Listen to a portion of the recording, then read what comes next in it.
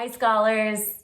Welcome back to my home. Today we get to see each other for Workout Wednesday and for Writing Wednesday. Wednesday is my favorite day of the week because I get to see you twice. Don't forget to send me in some beautiful work today. I can't wait to see what you've been up to. Right now, I want to get started with a little song. Get together your pencil and your paper or something to write with. Ready? If you're a writer and you know it, grab a pencil or a pen. If you're a writer and you know it, get some paper. If you're a writer and you know it and you really want to show it, if you're a writer and you know it, clap your hands. Today, I want to jump right in with a warm-up to make sure that your brain is ready to be the phenomenal writer I know you are. Hit it, Williams. Sentences, get ready. Every sentence ends with the uppercase letter and with the punctuation mark. If it is telling, period. If it is asking, question mark, question mark, question mark. If it shows strong feelings, exclamation point. Now that Williams reminded us of what we need to be looking out for, I have a sentence that I want you to find my mistakes in. This sentence has 1, 2, 3, 4 mistakes. Let's see if you can find each one. I wrote this. I miss my team, but I am proud of myself. Let me read it again. I miss my team, but I am proud of myself. I miss my team, that's true, but I'm proud of myself. And I'm proud of all of you for growing your brain even while we're away. Do you see 4 of my mistakes? Count them as you find them.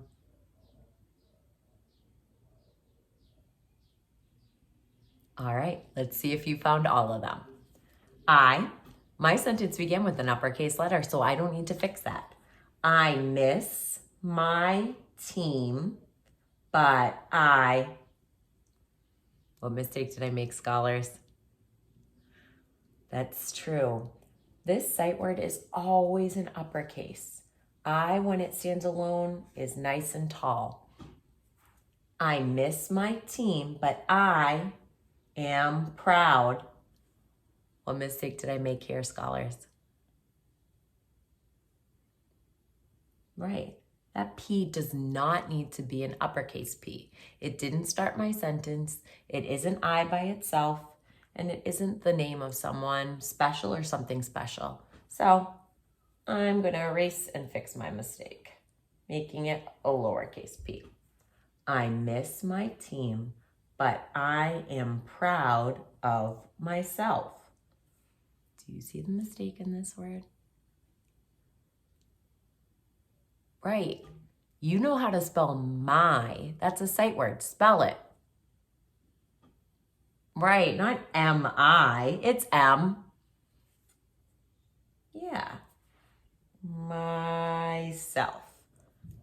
I miss my team, but I am proud of myself. Should I have that punctuation mark there? What is that punctuation mark? Right, it's a question mark. When do I use a question mark? Yeah, in an asking sentence. Am I asking anything here? No, I'm telling you. I miss my team, but I am proud of myself. Say, silly Miss Walsh. What do I need to put at the end of that sentence? If I'm telling, then I need a. If I was expressing strong feeling, then I would use an exclamation point. So I can use a period to tell you I miss my team, but I'm proud of myself. Or if I want to read it like this, I miss my team, but I am proud of myself. I can read it either way. That punctuation mark changes the way I read it. Whew, we are ready to feel proud of ourselves because today I have some shout outs. Take a look at some of the amazing work I received last week. Let's first take a look at Joe Anthony.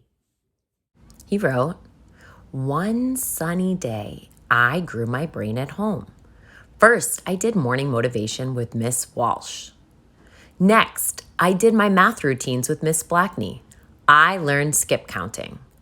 Last, I skip count by myself. I feel proud. Next up is Taraya's. Let's read it. One day, I was doing freckle. First, I was doing morning motivation with Miss Walsh. Then, I was doing math with Miss Blackney. Yay, I am done. Next up, let's look at Dewan's from Williams. I played in the snow with my big brother, Simmy. We made snowballs. I made the biggest snowball. My snowball was bigger than me. Me and Simmy had a snowball fight. My brother Simmy won. He threw a big snowball in my face. He knocked me out. I was so cold. I got up and ran in the house. Let's look at Dewan's teammates, Ghislaine's. On a rainy day, I did my freckle. First, I wake up to eat my breakfast, and I get my iPad to do my freckle. Next, I go to my teacher, Miss Pearson, assignment, and her freckle for the day. Every assignment is awesome. My mom checks my work. I get so excited when I score 100%. My mom and I yell, "Turn up, Gigi." I love doing my freckle because it helps grow my brain. Last but not least, let's look at Shay Shay from Union. First, my mommy took me to school in the car. I was sitting down. My mommy was driving. Then I reached to my new school. Me and my mommy and daddy was walking together. Finally, I met Mrs. Crow. Hi. Hi. I gave Mrs. Crow a high five. I am not nervous anymore. All right. Those scholars are the teammates that sent me in their beautiful work last week. If you want me to show your gorgeous work, how hard you're working, make sure to send it to me at the number below. You can have your grown-up text me a picture or a video of you reading your work. I can't wait to see what you've been up to. Now, let's jump right in. Today's writing, I'm going to show you two different samples. One from Scholar A and one from Scholar B. Scholar A did some great work and Scholar B did some great work. But your job is to figure out what makes one of those writing samples stronger and what feedback would you give to each teammate. You ready to read? All right, let's take a look. Today I'm going to show you two different samples of writing. I did not have these scholars draw pictures because I want to focus, our laser focus, right on their writing, all right? We know that good writers think and draw and then think and write. But these scholars just jumped right into the prompt. Their prompt today was to tell me about a time they worked out. Tell about a time you worked out. That's going to be your prompt for today too. But let's see what they wrote. We'll take a look at Scholar A first. Scholar A wrote, "It was Wednesday." That's Scholar A's setting. It was Wednesday.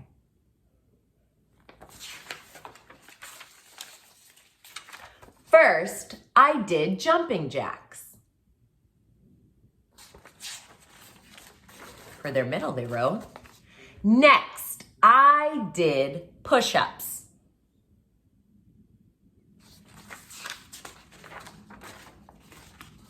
Finally, I danced for 1 minute. And that's the end of their story.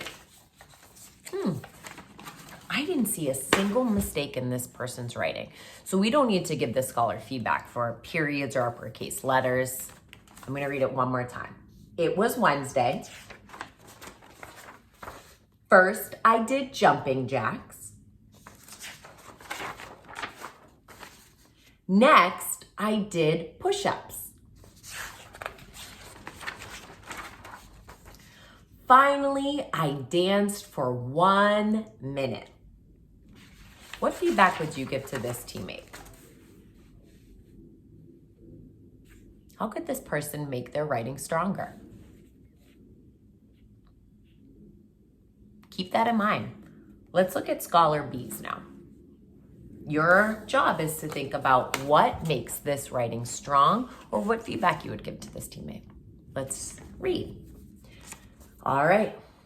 This scholar wrote for their setting, have you ever sweat? Well, one Wednesday morning, I sure did. I'm reading that with expression because there's an exclamation point. I'm going to read it one more time. Have you ever sweat? Well, one Wednesday morning, I sure did. First, I did jumping jacks. 1, 2, 3, I counted. Stomp, stomp, stomp, stomp. Let's take a look at this close up. What devices did this writer use? Do you want me to read it again? First, I did jumping jacks. 1, 2, 3, I counted. Stomp, stomp, stomp, stomp. What devices did this writer use? That's true. This scholar used dialogue. This scholar showed that they were talking. 1, 2, 3, I counted. I even noticed this scholar used quotation marks to show that dialogue. 1, 2, 3, I counted. Did this writer use any other devices? That's true. They used onomatopoeia. Onomatopoeia shows it's writing the sounds that we hear. Stomp, stomp, stomp, stomp. I can picture this writer doing the jumping jacks. That writer is saying 1, 2, 3. They're counting as they're doing the jumping jacks. And their feet are making stomp, stomp, stomp, stomp. All right, let's read the middle of this scholar's writing. Next, I did push-ups. They were difficult, but I did not give up. I can do this, I thought. Yay! I finished. What devices did this writer use on this page?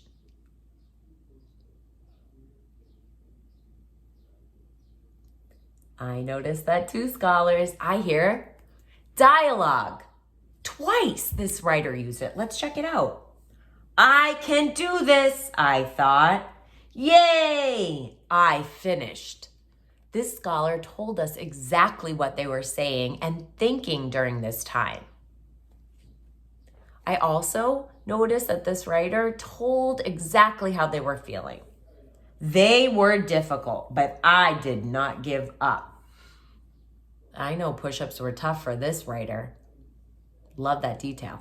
Let's read how this writer ended their story. All right. Oof, lots of details here. Finally, I danced for 1 minute. I sang with the music. I won't give up. I felt proud of making my body strong. What device did the writer use on this page? Did you notice? This scholar used dialogue again. I won't give up.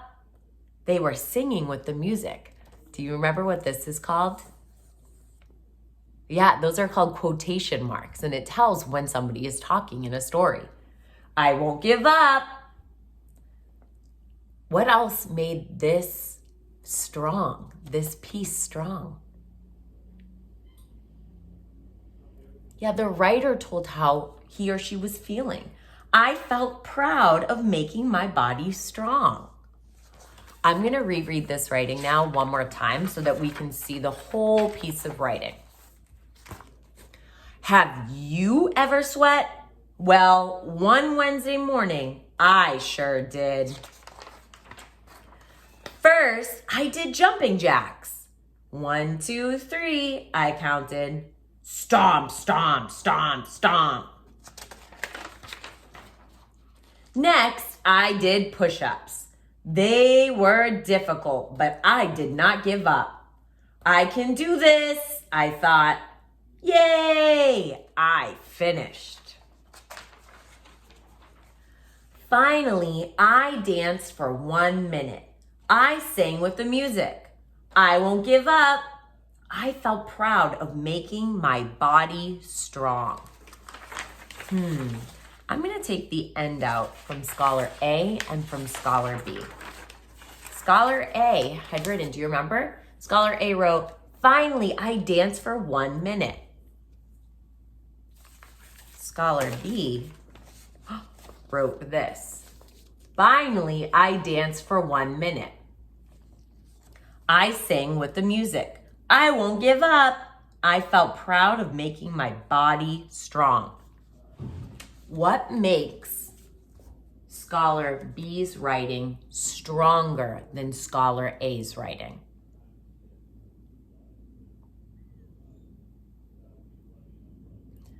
Yeah, Scholar B is giving so much detail. Scholar B used dialogue and even onomatopoeia on other pages. They filled up their lines and tried their best to make sure we could visualize or picture exactly what that scholar was doing when they were working out. Today, your job is to tell about a time that you worked out. Tell about a time you worked out. I want to hear what happened at the beginning, middle, and end of your story. Scholar A's writing was okay. They used transition words and made sure their story had a beginning, a middle, and an end. But they only wrote 1 sentence each. And I couldn't really picture exactly how they were feeling, what they were thinking, what they were saying, what sounds they were making. Scholar B used the setting and even used a question to start that setting. Scholar B used transition words and onomatopoeia and even dialogue. And they used details like how they felt when they finished and what they said when they were singing to the music of the song. Your job today is to tell about a time you worked out. It could be even today, since we have Workout Wednesday. You might not have paper like I did to do your writing, but you can still do your very best. All you need are some blank pieces of paper. You can just divide by writing a S for setting, just like that. On the next page, beginning, middle, and end, I'm gonna write the B for beginning. That's all I need to do. Middle, what letter am I gonna write? That's true, just an M for middle. And the end, I'm gonna write in E. That's all you have to do your best work. You don't need fancy paper like we used at Brook Mattapan. You have the power to do your best work, even if you don't have the line paper I have. I can't wait to read your writing. Don't forget to have your family send me a picture of that writing, just like some of the rest of your teammates did last week. And I will make sure to show it to your teammates next week. I can't wait to read your writing. Bye, scholars. Have fun writing.